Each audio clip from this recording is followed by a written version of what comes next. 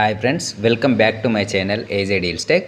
Friends, ఈ వీడియోలో EPFO నుంచి వచ్చిన కొత్త అప్డేట్ గురించి అయితే తెలుసుకుందాము. అదేంటంటే ఈపీఎఫ్లో 10 ఏళ్ల సర్వీసు పూర్తవ్వకుండానే ఉద్యోగులు పింఛన్ స్కీమ్లో జమైనటువంటి అమౌంట్ని విత్డ్రా చేసుకున్నట్లయితే వచ్చేటువంటి డబ్బులు ఇకపై నుంచి కొద్దిగా తగ్గే అవకాశం అయితే ఉన్నది.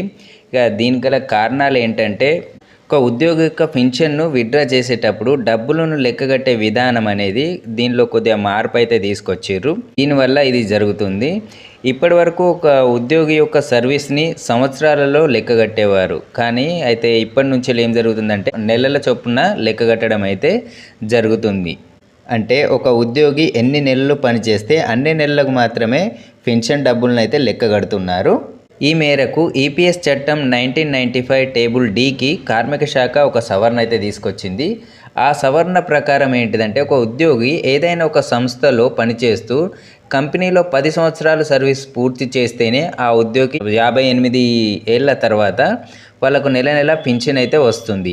అయితే ఆ ఉద్యోగి 9 సంవత్సరాలు 6 నెలలు పూర్తి చేసినా కూడా 10 సంవత్సరాలుగానే పరిగణించి వాళ్ళకు అమౌంట్ అయితే లెక్క కట్టేవారు. అంటే 9 సంవత్సరాల 6 నెలలు దాటితే మీరు పెన్షన్కు అర్హత అయితే సాధించేవారు. 9 సంవత్సరాల 6 నెలల లోపు ఉంటే మాత్రమే మీరు పెన్షన్ అమౌంట్ను పూర్తిగా విత్డ్రా చేసుకునే అవకాశం అయితే ఉండేది.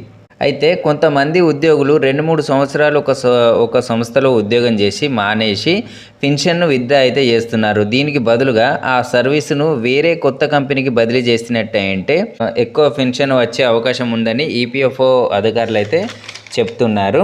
అయితే ఈ పెన్షన్ అమౌంట్ ఏ విధంగా లెక్కగడుతున్నారో చూద్దాము.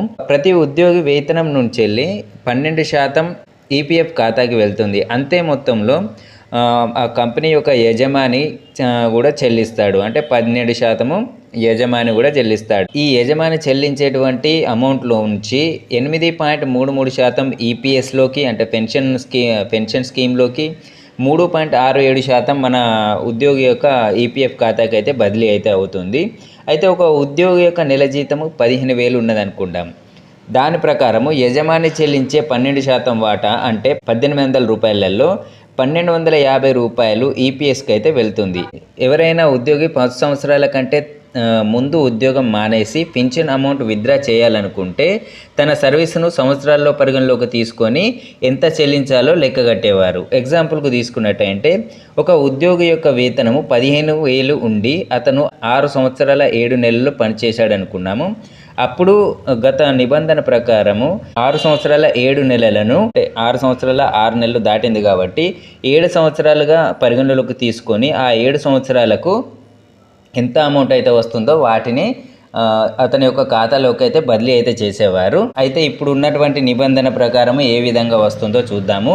రాజీనామా చేసినప్పుడు 15,000 ఉన్నట్లయితే టేబుల్ డి ప్రకారము 7 ఏళ్ల కాలానికి 7.13 నిష్పత్తి లెక్కన అంటే ఇది ఓల్డ్ నిబంధన ప్రకారము 7.13 నిష్పత్తి లెక్కన చెల్లించేవారు. అంటే 15,000 ఇంటూ 7:13 చొప్పున 1,06,950 రూపాయలు అయితే అతనికి అందేది. అంటే ఇది 7 సంవత్సరాలకు వీళ్ళు లెక్క అయితే కట్టేవారు కాబట్టి. అయితే ఇప్పుడు వచ్చినటువంటి తాజా నిబంధన ప్రకారము 6 ఏళ్ళ 7 నెలలు అంటే 79 నెలలు అవుతుంది. ఈ 79 నెలల కాలానికి నిష్పత్తి తీసినట్టంటే 6:69 అవుతుంది. అంటే 15,000 ఇంటూ 6:69 లెక్కన 79 నెలలకు గాను మనకు 1,03,50 అయితే అందుతుంది. అంటే దగ్గరగా 6,500 వరకు తగ్గి వచ్చే అవకాశం అయితే ఉంటుంది. దీనివల్ల ఉద్యోగికి అయితే కొంచెం నష్టం జరిగే అవకాశం అయితే ఉంటుంది. ఎవరైతే 3 లేదా 4 సంవత్సరాలు చేసి విత్డ్రా చేసుకుందాం అనుకున్న వాళ్ళు ఎవరైనా ఉంటే ఇది గమనించి విత్డ్రా అయితే చేసుకుంటే బాగుంటుంది.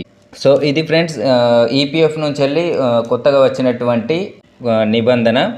ఈ వీడియోని మీకు నచ్చినట్టయితే ఒక లైక్ అయితే చేయండి. నా ఛానల్ని మీరు సబ్స్క్రైబ్ చేయకుంటే ప్లీజ్ సబ్స్క్రైబ్ అయితే చేసుకోండి. పక్కనే ఉన్నటువంటి బెల్ ఐకాన్ని ట్యాప్ చేయండి. నేను పెట్టినటువంటి వీడియోలు మీకు నోటిఫికేషన్ అయితే వస్తుంది.